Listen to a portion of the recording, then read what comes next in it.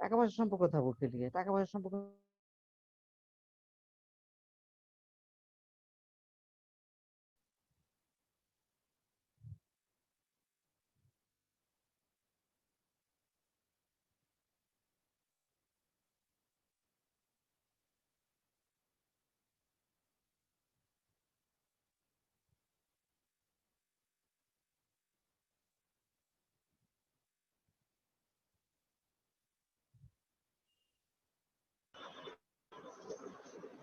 Ma'am আসসালামু আলাইকুম। ওয়ালাইকুম আসসালাম। কেমন আছো তোমরা?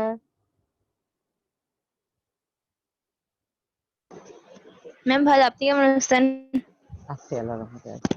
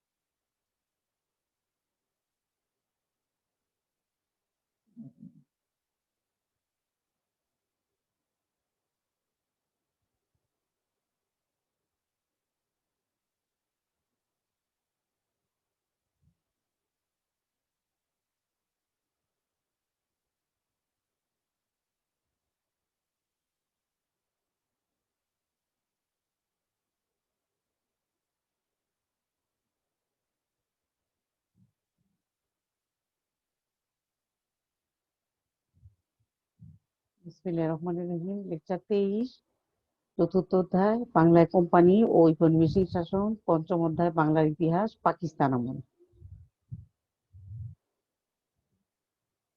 চতুর্থ অধ্যায় বাংলায় কোম্পানি ও ঔপনিবেশিক শাসন, মুসলিম লীগ প্রতিষ্ঠার পটভূমি বা ইতিহাস ও উদ্দেশ্য সম্পর্কে ব্যাখ্যা করো। প্রশ্ন, মুসলিম লীগ প্রতিষ্ঠার গুরুত্ব ও তাৎপর্য বিশ্লেষণ করো। প্রশ্ন, দ্বি-জাতি তত্ত্ব সম্পর্কে ব্যাখ্যা করো। প্রশ্ন, লাহোর প্রস্তাবের পটভূমি, ধারাসমূহ ও তাৎপর্য মূল্যায়ন করো। প্রশ্ন, অসহযোগ আন্দোলন সম্পর্কে ব্যাখ্যা করো। প্রশ্ন, 1905 সালে বঙ্গভঙ্গের ফলাফল ও রদ সম্পর্কে বিশ্লেষণ করো। বহুনির্বাচনী প্রশ্ন, সৃজনশীল প্রশ্ন। পঞ্চম অধ্যায় বাংলার ইতিহাস, পাকিস্তান আমল। ভাষা আন্দোলনের পটভূমি সম্পর্কে বিশ্লেষণ করো।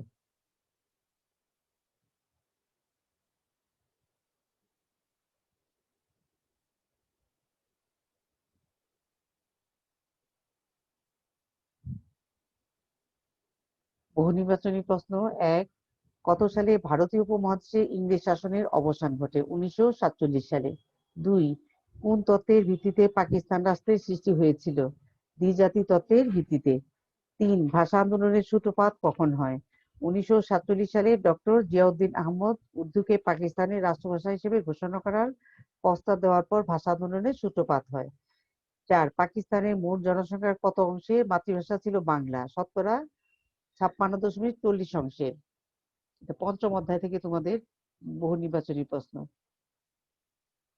5, পাকিস্তানের সংখ্যাগরিষ্ঠ ভাষা ছিল কি? বাংলা। 6, তমুদ্দুন মজলিস কি? 1947 সালে গঠিত একটি সাংস্কৃতিক সংগঠন যেটি বাংলা ভাষার মর্যাদা রক্ষা ও বাঙালির মাতৃভাষার অধিকার প্রতিষ্ঠায় ভূমিকা রেখেছিল। 7, তমুদ্দুন মজলিসের প্রতিষ্ঠাতা কে? অধ্যাপক আবুল কাসেম। 8, তমুদ্দুন মজলিস থেকে প্রকাশিত পত্রিকার নাম কি? পাকিস্তানের রাষ্ট্রভাষা বাংলা না উর্দু? 9, সর্বদলীয় রাষ্ট্রভাষা সংগ্রাম পরিষদ গঠিত হয় কত সালে? 1948 সালের 2রা মার্চ। 10, সর্বদলীয় রাষ্ট্রভাষা সংগ্রাম পরিষদের আহ্বায়ক কে ছিলেন? শামসুল আলম। 11, ঢাকা বিশ্ববিদ্যালয়ের রাষ্ট্রভাষা সংগ্রাম পরিষদ গঠিত হয় কত সালে? 1905 সালের 11 মার্চ। 12, প্রথম রাষ্ট্রভাষা সংগ্রাম পরিষদের আহ্বায়ক কে ছিলেন? নুরুল হক ভূঁইয়া। 13, ভাষা আন্দোলনের সময় পাকিস্তানের প্রধানমন্ত্রী কে ছিলেন? খাজা নাজিমুদ্দিন। 14, ভাষা আন্দোলনের সময় পূর্ব বাংলার মুখ্যমন্ত্রী কে ছিলেন? নুরুল আমিন। 15, ভাষা আন্দোলনের প্রথম শহীদ হয়েছিলেন কে? রফিক উদ্দিন। 16, আন্তর্জাতিক মাতৃভাষা দিবস কত তারিখে পালন হয়? উত্তর, 21শে ফেব্রুয়ারি। 17 কোন সংগঠন 21শে ফেব্রুয়ারিকে আন্তর্জাতিক মাতৃভাষা দিবস হিসেবে ঘোষণা করে? জাতিসংঘের শিক্ষা বিজ্ঞান ও সংস্কৃতি বিষয়ক সংস্থা ইউনেস্কো 21শে ফেব্রুয়ারিকে আন্তর্জাতিক মাতৃভাষা দিবস হিসেবে ঘোষণা করে। 18 ইউনেস্কো কবে বাংলা ভাষাকে আন্তর্জাতিক মাতৃভাষা দিবস হিসেবে স্বীকৃতি দেয়? 1999 সালের 17 নভেম্বর।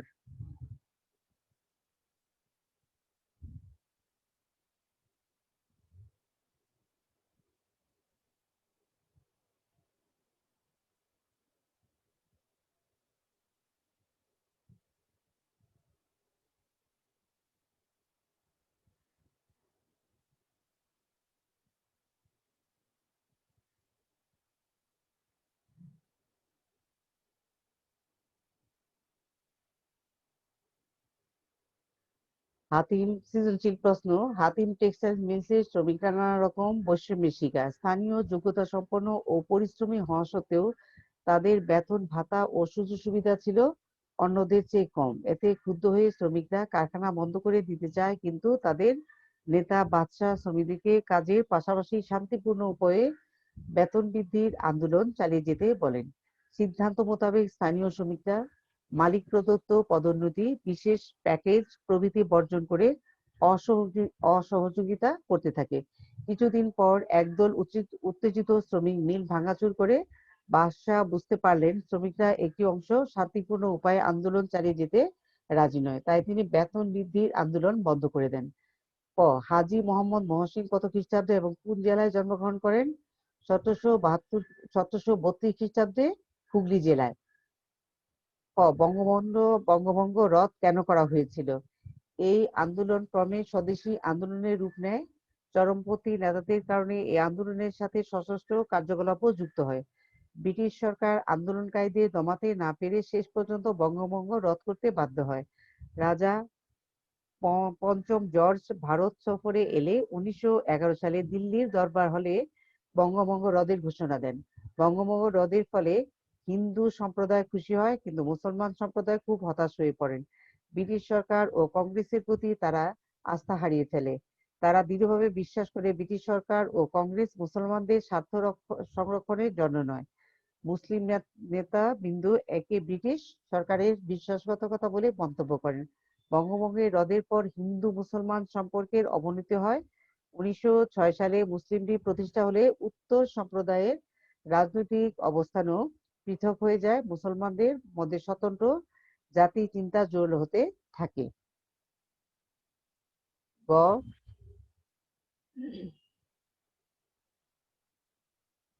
উদ্দীপকে উল্লেখিত আন্দোলনে ব্রিটিশ বিরোধী কোন আন্দোলনের বৈশিষ্ট্য ফুটে উঠেছে ব্যাখ্যা করো। যে ভাষা আন্দোলন পড়াবো, এখান থেকে ভাষা আন্দোলনের উত্তরটা চলে আসবে। ব্রিটিশ বিরোধী আন্দোলনটাই ছিল কি? ভাষা আন্দোলন। তুমি কি মনে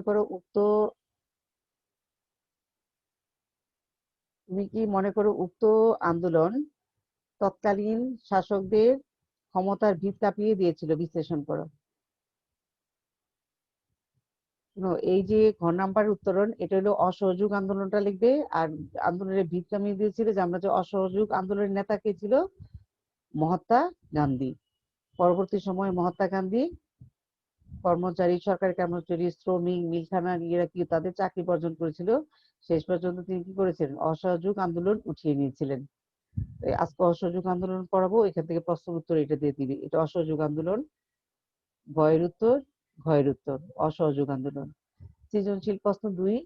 ঝুমুর কলেজের নবীনবরণ অনুষ্ঠানে প্রধান অতিথির ভাষণ দিতে গিয়ে অধ্যক্ষ বলেন, আমাদের ছাত্রদের রয়েছে সোনালী অতীত। স্বাধীনতা পূর্ব প্রতিটি আন্দোলনে তাদের ভূমিকা প্রশংসনীয়।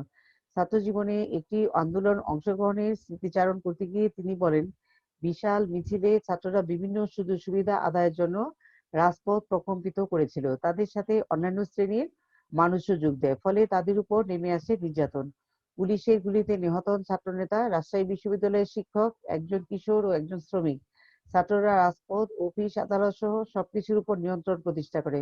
অবশেষে শাসক শ্রেণী আত্মসমর্পণ করতে বাধ্য হয়। পাকিস্তানের রাষ্ট্রভাষা উর্দু করার ঘোষণা প্রথম কে করেছিলেন? মোহাম্মদ আলী জিন্নাহ। বাঙালি জাতীয়তাবাদী চেতনা বলতে কি বোঝায়? ব্যাখ্যা করো। বাংলাভাষী জনগণ যে চেতনা লালন করে তাই বাঙালি জাতীয়তাবাদী চেতনা। জাতীয়তাবাদ একটি রাজনৈতিক অভিব্যক্তি। জাতীয়তাবাদী চেতনার কারণে ব্যক্তি নিজেকে একটি নির্দিষ্ট জাতির অন্তর্ভুক্ত মনে করেন এবং সেই জাতির ইতিহাস, ঐতিহ্য, সংস্কৃতি, ভৌগোলিক পরিবেশ, আর্থ, সামাজিক ও রাজনৈতিক মুক্তির আকাঙ্ক্ষা প্রভৃতির সাথে একাত্মবোধ অনুভব করেন। সুতরাং যে চেতনার কারণে বাংলা ভাষীরা নিজেদের বাঙালি মনে করে এবং বাঙালি জাতির ঐতিহ্য ও সংস্কৃতি লালন করে, তাই বাঙালি জাতীয়তাবাদী চেতনা। এইগুলো তোমাদের বাঙালি জাতীয়তাবাদী চেতনার মধ্যে কি বুঝে এর প্রশ্ন এবং তার উত্তর। প্রধান অতিথি ভাষণে কোন আন্দোলন প্রতিবেদিত হয়েছে? 1952 সালে ভাষা আন্দোলন প্রতিফলিত হয়েছে। উক্ত আন্দোলনের ফলে শাসক গোষ্ঠী আত্মসমর্পণ করতে উক্ত বইয়ের আলোকে মূল্যায়ন করো। কারণ আমরা যে ভাষা আন্দোলনের ফলে শেষ পর্যন্ত তারা কি করলো, এই যে পাকিস্তানি শাসক গোষ্ঠী মোহাম্মদ আলী জিন্নাহ সহ তারা কি করলো যে উর্দুকে বা বাংলাদেশের ভাষা নিয়ে শেষ পর্যন্ত তারা কি করলো, বাংলা ভাষাকে পুরো বাংলার ভাষা হিসেবে প্রতিষ্ঠিত করে এই শাসক গোষ্ঠী কি করলো, বাঙালিদের কাছে আত্মসমর্পণ করতে বাধ্য হলো। এই ভাষা আন্দোলন পড়াবো, এখান থেকে গুছিয়ে প্রশ্ন উত্তর সুন্দরভাবে লিখে ফেলবে।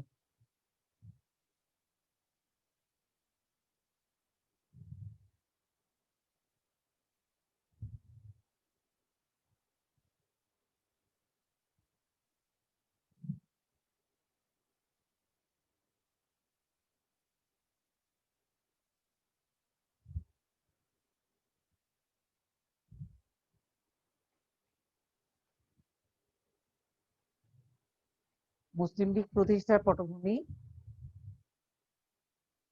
ও ইতিহাস ও উদ্দেশ্য সম্পর্কে ব্যাখ্যা করো। 1906 সালে মুসলিম লীগ প্রতিষ্ঠা ব্রিটিশ ভারতের রাজনৈতিক ইতিহাসে অর্থাৎ মুসলমানদের রাজনৈতিক সংগঠন হিসাবে আত্মপ্রকাশ একটি বিশেষ গুরুত্বপূর্ণ ঘটনা। 1885 সালে প্রতিষ্ঠিত ভারতীয় জাতীয় কংগ্রেস দলটি মুসলমানদের স্বার্থ পুরোপুরিভাবে রক্ষা করছে না। এই অবস্থায় মুসলমান সমাজ একটি সংগঠনের প্রয়োজনীয়তা উপলব্ধি করে, যার মাধ্যমে মুসলমানরা তাদের নিজস্ব দাবি দেওয়া সরকারের কাছে তুলে ধরতে সক্ষম হবে। এই ধারণা থেকেই মুসলমানরা সর্বভারতীয় মুসলিম লীগ নামে জাতীয় সংগঠনটি প্রতিষ্ঠা করে। ইতিহাসে এই সংগঠনটি মুসলিম লীগ নামে ব্যাপক পরিচিতি লাভ করে। 1906 সালে মুসলিম লীগ প্রতিষ্ঠিত হয়। মুসলিম লীগ প্রতিষ্ঠার পটভূমি: 19 শতকে সৈয়দ আহমদ খান সহ সৈয়দ আহমদ আলী এবং বিশিষ্ট মুসলিম নেতাদের স্বতন্ত্রবাদী রাজনৈতিক ও সামাজিক চিন্তা চেতনার ফল হিসেবে মুসলিম সম্প্রদায় নিজেদের মধ্যে ঐক্য প্রতিষ্ঠায় মনোযোগী হয়। তেমনি জাতীয় কংগ্রেসের রাজনীতি থেকে মুসলমানরা নিজেদের স্বার্থ রক্ষায়ও এগিয়ে আসে। 1. সংখ্যালঘু জনগোষ্ঠী হিসেবে মুসলমানদের চরম দুর্দশা। অবিভক্ত ভারতের সংখ্যালঘু জনগোষ্ঠী ছিল মুসলমানরা। মুসলমানরা সংখ্যা ছিল মোট জনগোষ্ঠী ছিল 1/5 কিছু। তাহলে এই যে সংখ্যালঘু জনগোষ্ঠী কারা ছিল, মুসলমানরা, এটা আন্ডারলাইন করবে। আর মুসলমানরা সংখ্যায় কত ছিল, জনগোষ্ঠী 1/5, এর নিচে আন্ডারলাইন করবে। ইংরেজ সরকারের বৈষম্যমূলক নীতি, আধুনিক শিক্ষার প্রতি মুসলমানদের অনীহা এবং দারিদ্র্য সহ নানা কারণে তখন ভারতে মুসলমানরা চরম দুর্দশায় পতিত হয়েছিল। মুসলমানদের এই পশ্চাৎপদ অবস্থা অবসান ঘটাতে 19 শতাব্দীর দ্বিতীয়ার্ধ থেকে ভারতে মুসলিম নেতৃত্ববৃন্দ ইংরেজি শিক্ষার প্রসার সহ নানামুখী উন্নয়নমূলক প্রচেষ্টা চালান। তাহলে মুসলমানরা কি শিক্ষার প্রতি অনীহা ছিল, আধুনিক ইংরেজি শিক্ষার প্রতি বা আধুনিক শিক্ষার প্রতি তারা অনীহা ছিল, এটা আন্ডারলাইন করবে। আর এই 19 শতাব্দীর দ্বিতীয়ার্ধ নেতৃত্বে কারা আসলো, মুসলমানরা, এর নিচে আন্ডারলাইন করবে। 2. বিভিন্ন রাজনৈতিক সংগঠন প্রতিষ্ঠা। এই প্রেক্ষাপটে Syed Ameer Ali central national Mohammedan association নামে একটি সংগঠন প্রতিষ্ঠা করেন 1887 সালে। তাহলে সৈয়দ আমির আলী কোন সংগঠন প্রতিষ্ঠা করেন? Central national Mohammedan association. কত খ্রিস্টাব্দে? 1877 সালে। এই দুইটা নিচে আন্ডারলাইন করবে।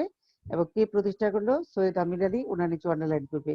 অন্যদিকে স্যার সৈয়দ আহমদ প্রতিষ্ঠা করেছিলেন 1827 সালে ইউনাইটেড ইন্ডিয়ান পেট্রিয়ট অ্যাসোসিয়েশন এবং মোহামেডান ডিফেন্স অ্যাসোসিয়েশন নামে রাজনৈতিক সংগঠন। এই দুইটা নিচে নিচে আন্ডারলাইন করবে।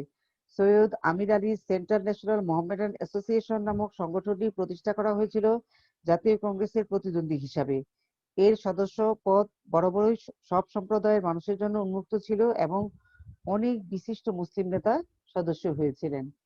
3. মুসলমানদের কংগ্রেসে যোগদানে বিরত থাকার আহ্বান।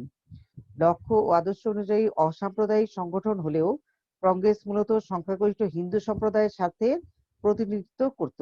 তাহলে কংগ্রেস কোন ধরনের সংগঠন ছিল? অসাম্প্রদায়িক সংগঠন। এর নিচে আন্ডারলাইন করবে। এই কারণে সৈয়দ আহমদ খান সহ মুসলিম নেতৃবৃন্দের অনেকে মুসলমানদের কংগ্রেসে যোগদানে বিরত থাকার আহ্বান জানান। কংগ্রেসে বিরত থাকার আহ্বান কোন নেতা জানান? সৈয়দ আহমদ খান। তার নিচে আন্ডারলাইন করবে। 4 উত্তর ভারতের লক্ষ্মীতে সম্মেলন। স্যার সৈয়দ আহমেদের মৃত্যুর পর তার অনুসারীরা আলীগড়ে শিক্ষাপ্রাপ্ত মুসলমান নেতারা বৃহত্তর রাজনৈতিক অঙ্গনে মুসলমানদের মর্যাদাকর অবস্থান ও স্বার্থ রক্ষার জন্য 1901 সালের 21 ও 22 অক্টোবর উত্তর ভারতের লক্ষ্ণৌতে অনুষ্ঠিত এক সম্মেলনে মুসলমানদের স্বার্থ সংরক্ষণের জন্য পৃথক রাজনৈতিক সংগঠন প্রতিষ্ঠার ব্যাপারে ইতিবাচক সিদ্ধান্ত হয়। 1903 সালে সাহারানপুরে এবং 1906 সালের ফেব্রুয়ারি মাসে পাঞ্জাবে পৃথক দুটি মুসলিম রাজনৈতিক সংগঠন প্রতিষ্ঠিত হয়। এর নিচে আন্ডারলাইন করবে। আর লক্ষ্যতে কত খ্রিস্টাব্দ হলো? 1901 সালের 21 ও 22 অক্টোবরের নিচে আন্ডারলাইন করবে। 5 পূর্ব বাংলা ও আসাম প্রদেশ গঠন। 1905 সালে ইংরেজ সরকার প্রশাসনিক সুবিধার কারণ দেখিয়ে বঙ্গ প্রদেশে বিভক্ত করে মুসলিম সংখ্যাগরিষ্ঠ এলাকা নিয়ে পূর্ব বাংলা ও আসাম প্রদেশ গঠন করে। এটাও আন্ডারলাইন করবে। 6 বঙ্গভঙ্গের বিরোধিতাকারী হিসাবে কংগ্রেসের দল হিন্দু সম্প্রদায় বিশেষ করে স্বার্থান্বেষী হিন্দু জমিদার ও হিন্দু উচ্চশিক্ষিত শ্রেণী ও কংগ্রেস দল বঙ্গভঙ্গের বিরোধিতা করে। তবে বঙ্গভঙ্গের বিরুদ্ধে কংগ্রেসের অবস্থান বাংলার মুসলমানদের মর্মাহত করে। 7 সিমলা ডেপুটেশন। এই প্রেক্ষাপটে ঢাকার নবাব খাজা সলিমুল্লাহর নেতৃত্বে পূর্ব বাংলার মুসলমান সমাজ বঙ্গভঙ্গ রক্ষায় ঐক্যবদ্ধ হয়। তাহলে কার নেতৃত্বে বঙ্গভঙ্গ রক্ষায় ঐক্যবদ্ধ হয়? নবাব খাজা সলিমুল্লাহর নেতৃত্বে। এই সময় এনি চ্যানেল করবে। এই সময় ইংরেজ সরকার ভারতের শাসনতান্ত্রিক সরকারের আভাস দিলে 1906 সালের 1 অক্টোবর 35 সদস্যের মুসলিম প্রতিনিধি দল আগা খানের নেতৃত্বে সিমলায় ভারতের ভাইসরয় বড়লাট মিন্টুর সাথে সাক্ষাৎ করে মুসলমানদের পক্ষে বিভিন্ন দাবি তুলে ধরে। এটি সিমলা ডেপুটেশন নামে খ্যাত। এটা ভালো করে পড়বে। এটা তোমাদের অনুধাবনমূলক প্রশ্ন হয় বা সৃজনশীল প্রশ্নের জন্য 7 নম্বর পয়েন্টটা খুব ভালো করে পড়বে। 8 ঢাকায় অনুষ্ঠিতব্য সর্বভারতীয় মুসলিম শিক্ষা সম্মেলন। সিমলা বৈঠকে অংশগ্রহণকারী প্রতিনিধি দলের সদস্যরা নবাব সলিমুল্লাহর প্রস্তাবের নিরিখে একটি রাজনৈতিক দল গঠনের বিষয়ে নীতিগতভাবে একমত হন। তবে তারা ঠিক করেন যে এ বিষয়ে চূড়ান্ত সিদ্ধান্ত নেওয়া হবে 1906 সালের ডিসেম্বর মাসে ঢাকায় অনুষ্ঠিতব্য সর্বভারতীয় মুসলিম শিক্ষা সম্মেলনে। এই লাইনটা আন্ডারলাইন করবে। 9 মুসলিম লীগ গঠন। সর্বভারতীয় মুসলিম শিক্ষা সম্মেলন শেষে নবাব বিখারুল মুলকের সভাপতিত্বে একটি রাজনৈতিক সভা অনুষ্ঠিত হয়। তাহলে মুসলিম শিক্ষা সম্মেলনে সভাপতি কে ছিলেন? নবাব বিখারুল মুলক। এটা নিচে আন্ডারলাইন করবে। প্রস্তাবটি সর্বসম্মতিক্রমে অনুমোদিত হয়।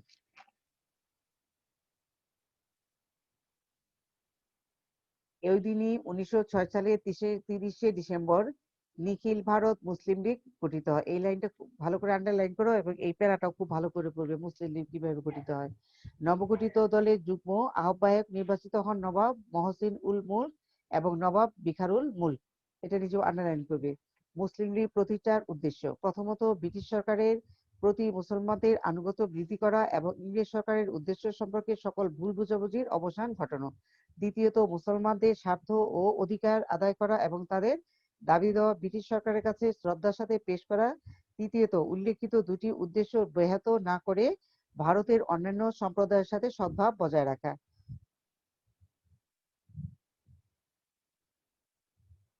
প্রশ্ন, মুসলিম লীগ প্রতিষ্ঠার গুরুত্ব ও তাৎপর্য বিশ্লেষণ করো। মুসলিম লীগ গঠন ভারতীয় উপমহাদেশের রাজনৈতিক ইতিহাসে একটি গতি পরিবর্তনকারী ঘটনা এবং নতুন দিগন্তের উন্মোচন করে। এই সংগঠন ভারতের মুসলমানদের মধ্যে আত্মজাগরণের সৃষ্টি করে। ফলে দেশের রাজনৈতিক, আর্থসামাজিক ও সাংস্কৃতিক জীবনে অংশগ্রহণ বৃদ্ধি পায় এবং মুসলিম জাতীয়তাবাদী চেতনা ক্রমে সুসংহত রূপ লাভ করে। মুসলমানরা মুসলিম লীগের ব্যানারে ভারতীয় রাজনীতিতে সংগঠিত শক্তি হিসেবে আত্মপ্রকাশ করলে মুসলমানদের ন্যায্য দাবি দেওয়া আদায়ের পথ সহজ হয়। পৃথক নির্বাচনের দাবি সহ মুসলমানদের স্বার্থ সংশ্লিষ্ট বিষয়গুলো নিয়ে কাজ করায় মুসলিম লীগের জনসমর্থন ক্রমশ বৃদ্ধি পায়। পরবর্তী 40 বছরের মধ্যে দলটি ভারতের অন্যতম প্রধান ও জনপ্রিয় রাজনৈতিক দলে পরিণত হয়। এই পয়েন্টটা খুব ভালো করে শিখবে। এটা গুরুত্ব ও তাৎপর্য। দ্বিজাতি তত্ত্ব সম্পর্কে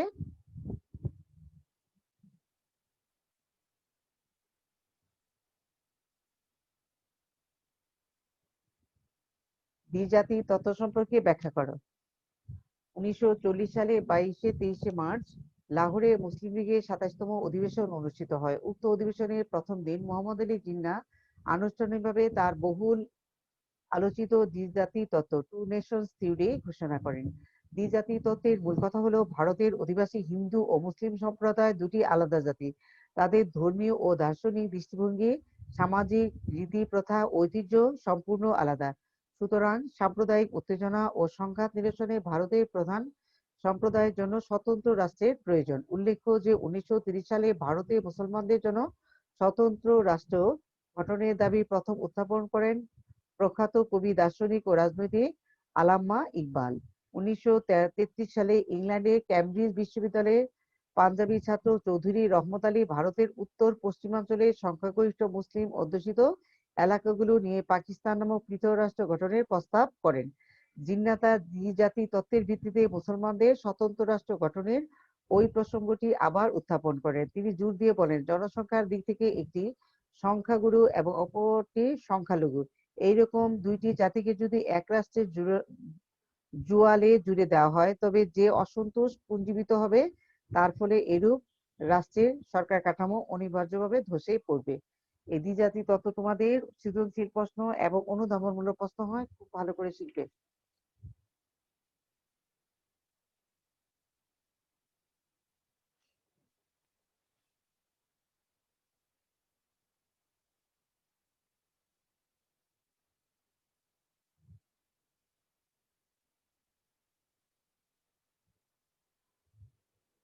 লাহোর প্রস্তাবের পটভূমি, ধারাসমূহ ও তাৎপর্য মূল্যায়ন করো।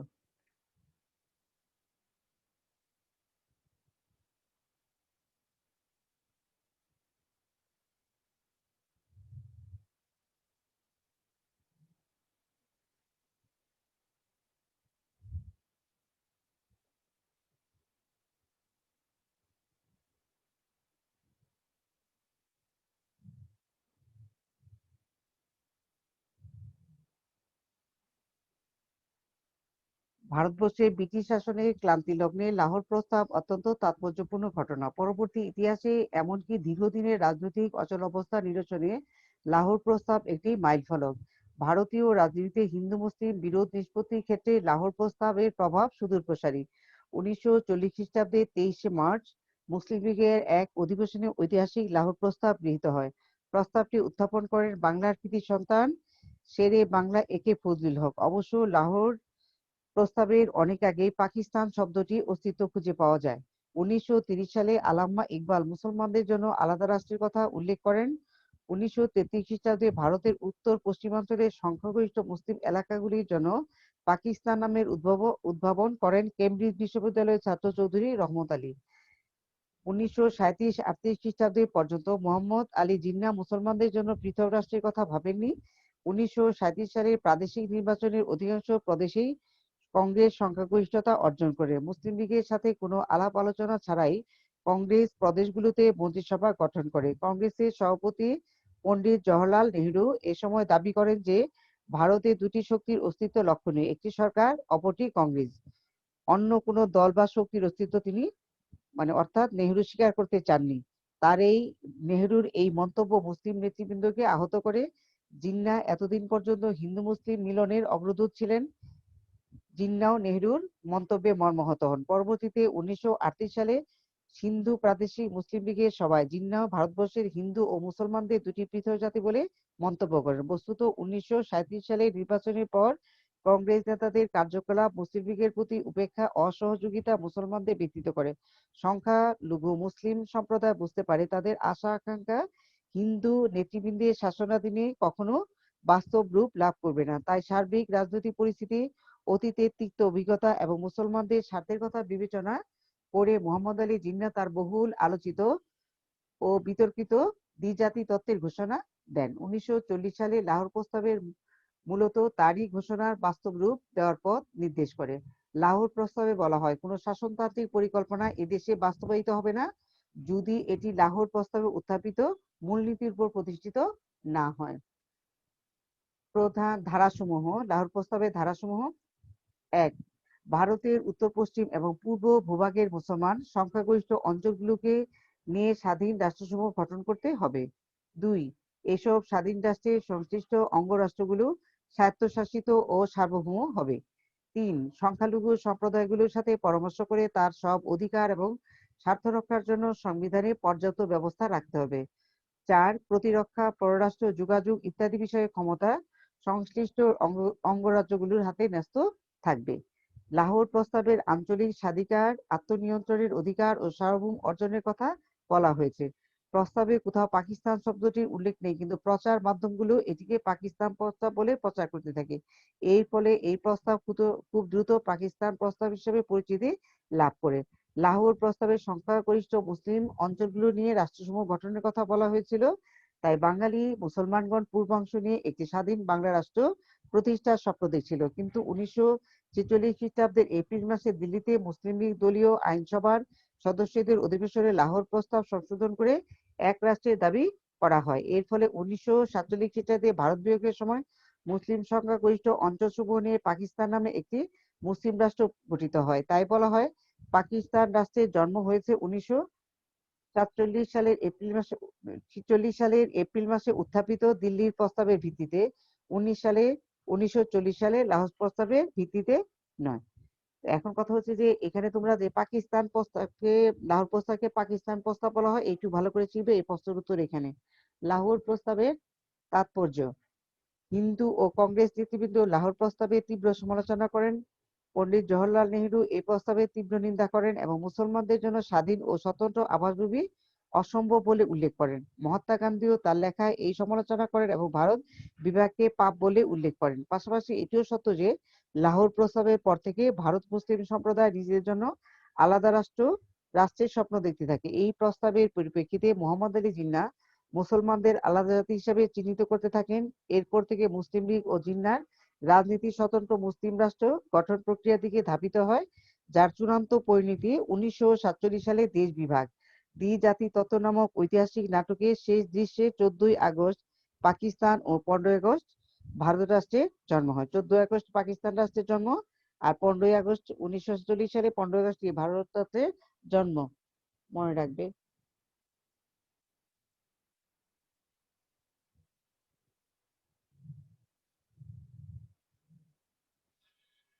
অসহযোগ আন্দোলন সম্পর্কে ব্যাখ্যা করো।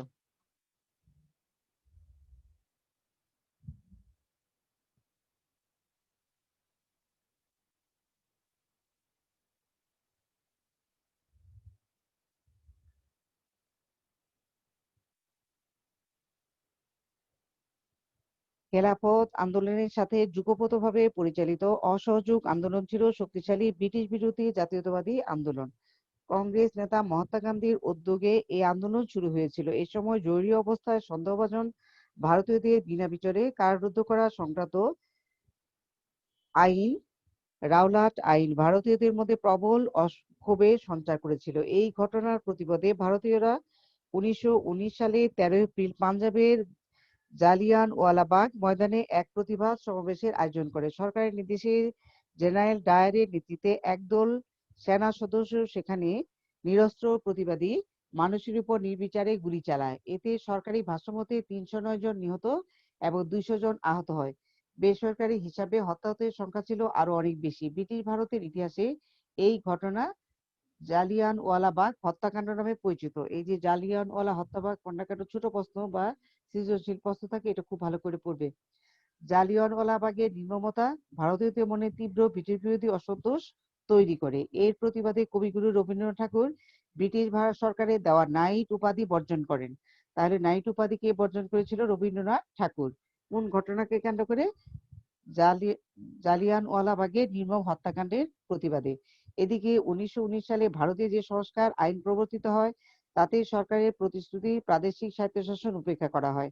এতে ভারতীয় বৃহত্তম রাজনৈতিক দল জাতীয় কংগ্রেস তীব্র অসন্তোষ ব্যক্ত করে। মহাত্মা গান্ধী তখন খেলাফত আন্দোলনের পাশাপাশি নিয়মতান্ত্রিক অসহযোগ আন্দোলনের কর্মসূচি ঘোষণা করে স্বরাজ অর্থাৎ স্বায়ত্তশাসন অর্জনের প্রয়াস চালান।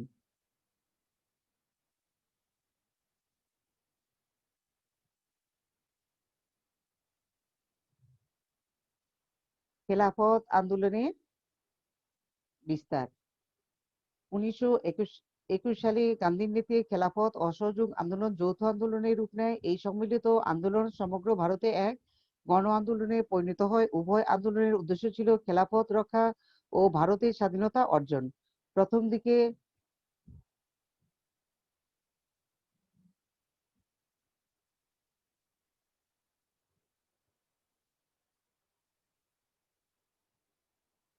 খেলাফত অসহযোগ আন্দোলনের বিস্তার। 1921 সালে গান্ধীর নেতৃত্বে খেলাফত অসহযোগ আন্দোলন যৌথ আন্দোলনের রূপ নেয়। এই সম্মিলিত আন্দোলন সমগ্র ভারতে এক গণ আন্দোলনে পরিণত হয়।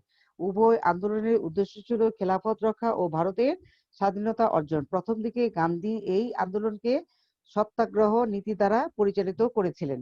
তাহলে সত্যাগ্রহ নীতি আন্দোলন পরিচালনা কে করেন? মহাত্মা গান্ধী। কিন্তু হিন্দু মুসলিম একতাবদ্ধ হয়ে এই আন্দোলনকে তীব্রতর করে তোলে। ছাত্রছাত্রীরা বেসরকারি শিক্ষার প্রতিষ্ঠান বর্জন করে, শ্রমিকরা কারখানা ত্যাগ করে, সরকারি চাকরি থেকে ভারতীয়রা ইস্তফা দেয় এবং আইনজীবীরা আদালত বর্জন করে। মুসলমানরা ব্রিটিশ সেনাবাহিনী ত্যাগের হুমকি দেয়, যে তোমাদের উদ্দীপকে এগুলো লেখা হয়েছে। জনগণ কর ও খাজনা প্রদান স্থগিত করে, কিন্তু শেষ পর্যন্ত এই আন্দোলন সশস্ত্র রূপ পরিগ্রহ করে। লর্ড রিডিং কঠোর হস্তে এই আন্দোলন দমনের সিদ্ধান্ত নেয়। আন্দোলনকারীদের উপর গুলি ও লাঠি ব্যবহার করেন। আন্দোলনের পরিণতি। 1922 খ্রিস্টাব্দে 4 ফেব্রুয়ারি একদল উত্তেজিত জনতা উত্তরপ্রদেশের চৌরি চৌরা নামক স্থানে থানা আক্রমণ করে 21 জন সিপাহী ও একজন দারোগাকে জীবন্ত পুড়িয়ে মেরে ফেলে। এমত অবস্থায় মহাত্মা গান্ধী তার অহিংস ও অসহযোগ আন্দোলন এভাবে সহিংসতায় পরিণত হতে দেখে খুব মর্মাহত হন এবং কংগ্রেসের বারদালি সম্মেলনে অসহযোগ আন্দোলন প্রত্যাহার করেন। তাহলে এই যে এক নেতা যে আন্দোলন ডেকেছিল, পরবর্তী সময় কি করলো? আপোষ করলো। সেটি হচ্ছে কি? এই মহাত্মা গান্ধী। তিনি কি আন্দোলন আপোষ করলেন? অসহযোগ আন্দোলন তিনি আপোষ করলেন এবং প্রত্যাহার করে উঠিয়ে নিলেন। অসহযোগ আন্দোলন প্রত্যাহার করা হলে খেলাফত আন্দোলনও তার গতি হারিয়ে স্থবির হয়ে পড়ে। বাংলায় খেলাফত অসহযোগ আন্দোলন। বাংলায় হিন্দু মুসলিম ঐক্যবদ্ধ খেলাফত ও অসহযোগ আন্দোলন পরিচালনা করেন 1919 সালের 18 সেপ্টেম্বর। খেলাফত কমিটি গঠনের জন্য ঢাকায় এক সভা অনুষ্ঠিত হয়। 1920 সালে খেলাফত ইশতেহার প্রকাশ করা হয় এবং সরকারের বিরুদ্ধে অসহযোগ আন্দোলনের আহ্বান জানানো হয়। খেলাফত আন্দোলনের নেতা মৌলানা শওকত আলী ও মৌলানা আব্দুল কালাম আজাদ 1920 সালের 22 মার্চ ঢাকায় আসেন। ঢাকার জনগণ তাদের আল্লাহু আকবর ও বন্দে মাতরম ধ্বনি দিয়ে স্বাগত জানান। এই বন্দে মাতরম ইন্ডিয়ানদের জন্য, আর পূর্ব বাংলার জনগণদের ছিল কি? আল্লাহু আকবর। 19 মার্চ হরতালের দিন মুসলমানগণ রোজা ও হিন্দুরা উপবাস পালন করে। 1920 সালের 23 এপ্রিল জালিয়ানওয়ালবাগের হত্যাকাণ্ডের স্মরণে এক সভা হয়। সভায় রাওলাট আইনের বিরুদ্ধে প্রতিবাদ জানানো হয়। বাংলাদেশের বিভিন্ন স্থানে জনগণ চৌকিদারি ট্যাক্স দিতে অস্বীকৃতি জানায়। সরকার এবং পুলিশের নানা ধরনের নির্যাতন ও দমনমূলক ব্যবস্থার উপরও বাংলার জনগণ 1 বছর ব্যাপী খেলাফত অসহযোগ আন্দোলনে বলিষ্ঠ ভূমিকা রাখতে সক্ষম হয়। অসহযোগ আন্দোলনের গুরুত্ব ও ফলাফল ও তাৎপর্য। যদিও অসহযোগ আন্দোলন ব্যর্থ হয়েছিল, তবুও এর ফলাফল ও তাৎপর্য ছিল সুদূরপ্রসারী। এক, এই আন্দোলনের ফলে ভারতবর্ষে হিন্দু মুসলমান ঐক্য বিনষ্ট হয় এবং সাম্প্রদায়িক সম্প্রীতি বিঘ্নিত হয়। 2, অসহযোগ আন্দোলনের ফলে কংগ্রেসের মধ্যে অন্তর্দ্বন্দ্ব শুরু হয় এবং দ্বন্দ্বের ফলশ্রুতিতে কংগ্রেস দ্বিধাবিভক্ত হয়। চিত্তরঞ্জন দাসের নেতৃত্বে স্বরাজ দল গঠিত হয়। 3, এই আন্দোলনের ফলে মুসলমান সম্প্রদায় বৃহত্তর আন্দোলনের সাথে পরিচিত হয় এবং রাজনৈতিক জীবনের বিভিন্নমুখী জ্ঞান আয়ত্ত করে। 4, এই আন্দোলনের ফলে মুসলমান সম্প্রদায়ের রাজনৈতিক সংগঠন মুসলিম লীগ ভারতবর্ষে স্বতন্ত্রভাবে ভবিষ্যৎ কর্মসূচি রচনার সুযোগ পায়। কেননা মুসলমান সম্প্রদায় এই আন্দোলনের অভিজ্ঞতা থেকে এই শিক্ষা লাভ করে যে ভারতবর্ষে হিন্দু মুসলমান দুটি পৃথক সত্তা, এদের মধ্যে ঐক্যসূত্র গঠিত করা খুবই দুরূহ এবং এদের ঐক্যবদ্ধ আন্দোলনের সম্ভব নয়। ফলে নিজেদের ভাগ্য নিজেদেরই গড়ে নিতে হবে।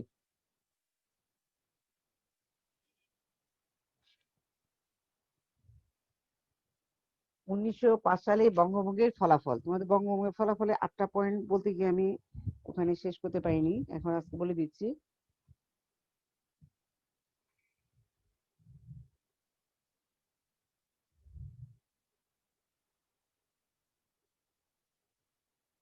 আটটা সুবিধা যে দেওয়া হয়েছিল যে বঙ্গভঙ্গের প্রথম বর্ষপূর্তি উপলক্ষে একটি পত্রিকায় নতুন প্রদেশ সৃষ্টির কারণে 8টি সুবিধা প্রদান করার কথা বলা হয়েছে। 1.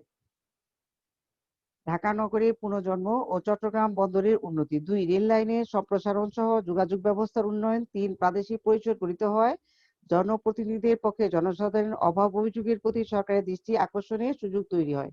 4. সুষ্ঠু শাসন ব্যবস্থা প্রতিষ্ঠার ফলে মানুষের জানমালের নিরাপত্তা নিশ্চিত হয়। 5. উন্নত পূর্ব বাংলার সংস্পর্শে এসে আসামের উন্নতি হয়। 5. বাংলার আইন শৃঙ্খলা রক্ষার্থে পুলিশ বাহিনীর উন্নয়ন হয়। 7.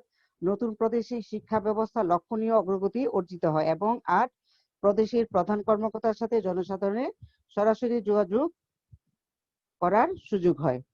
বঙ্গভঙ্গের বিরোধিতা হিন্দু মুসলিম ও কংগ্রেসের পরিচালিত আন্দোলন মোকাবেলার প্রয়োজনেই ক্রমেই নবাব সলিমুল্লাহ মুসলমানদের একটি পৃথক রাজনৈতিক সংগঠন প্রতিষ্ঠার দাবি তাগিদ অনুরোধ করেন। ভারতের অন্যান্য অঞ্চলে মুসলিম নেতাদের কাছে সলিমুল্লাহ এ বিষয়ে প্রস্তাব পাঠান। এরই ধারাবাহিকতা 1906 সালে মুসলমানদের জন্য মুসলিম লীগ নামক একটি পৃথক সংগঠনের জন্ম হয়। তোমাদের রথ সম্পর্কে সৃজনশীল প্রশ্নে লিখে দিয়েছি, ওইটা তোমরা শিখে নিবে।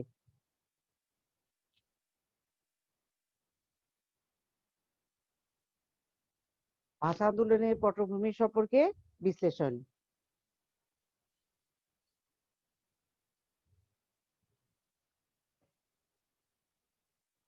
এই ভাষা আন্দোলন তোমাদের পঞ্চম অধ্যায়। ভাষা আন্দোলন তোমাদের পঞ্চম অধ্যায়ে ঢুকে গেলাম আমরা। পঞ্চম অধ্যায় বাংলার ইতিহাস পাকিস্তান আমল। ভাষা আন্দোলনের পটভূমি সম্পর্কে বিশ্লেষণ করো। 1. পাকিস্তানের ভাষা আন্দোলন বাংলাদেশের জাতীয় ইতিহাসের সর্বপ্রথম মাইল ফলক। বাংলাদেশের রাজনৈতিক ইতিহাসে ভাষা আন্দোলন একটি ঐতিহাসিক ঘটনা। বস্তুত পাকিস্তান রাষ্ট্রের অভ্যুদয়ের পর তৎকালীন পূর্ব বাংলায় যেসব রাজনৈতিক আন্দোলন সংগঠিত হয়েছিল তার মধ্যে ভাষা আন্দোলন সবচেয়ে ব্যাপক আন্দোলন। এই আন্দোলন বাংলার মানুষকে বাঙালি জাতীয়তাবাদী চেতনা ও স্বাধিকার দাবির মন্ত্রে উজ্জীবিত করে। 1948 সালে পূর্ব বাংলার সংখ্যাগরিষ্ঠের ভাষা বাংলা ভাষাকে উপেক্ষা করে উর্দুকে রাষ্ট্রভাষা হিসেবে ঘোষণা করে। এর বিরুদ্ধে পূর্ব পাকিস্তানের জনগণ প্রতিবাদ ও আন্দোলন সংগ্রাম গড়ে তোলে।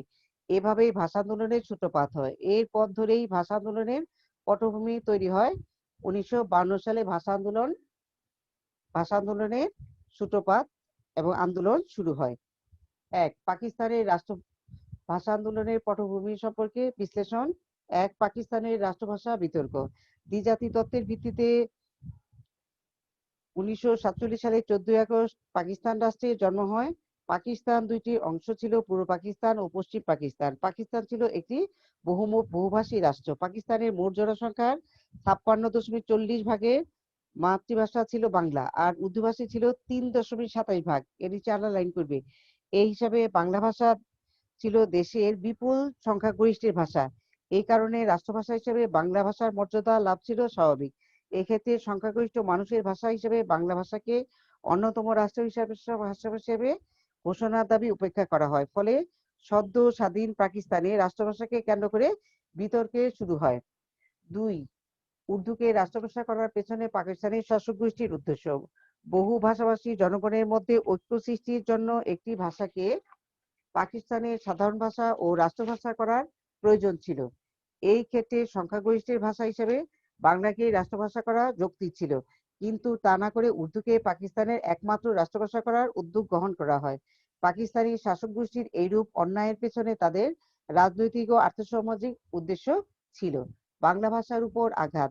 উর্দুভাষী পাকিস্তানি শাসক গোষ্ঠী মনে করত বাংলা ভাষা হচ্ছে হিন্দুদের ভাষা। তারা মনে করত বাংলাকে রাষ্ট্রভাষা হিসেবে স্বীকৃতি দিলে পূর্ব বাংলার বাঙালিরা পশ্চিম বাংলার বাঙালিদের নত করে রাখার জন্য পাকিস্তানি শাসক গোষ্ঠী প্রথমে বাংলা ভাষার উপর আঘাত হানে। এভাবে তারা বাঙালি জাতিকে সাংস্কৃতিক দিক থেকে পঙ্গু করার অপচেষ্টা শুরু করে।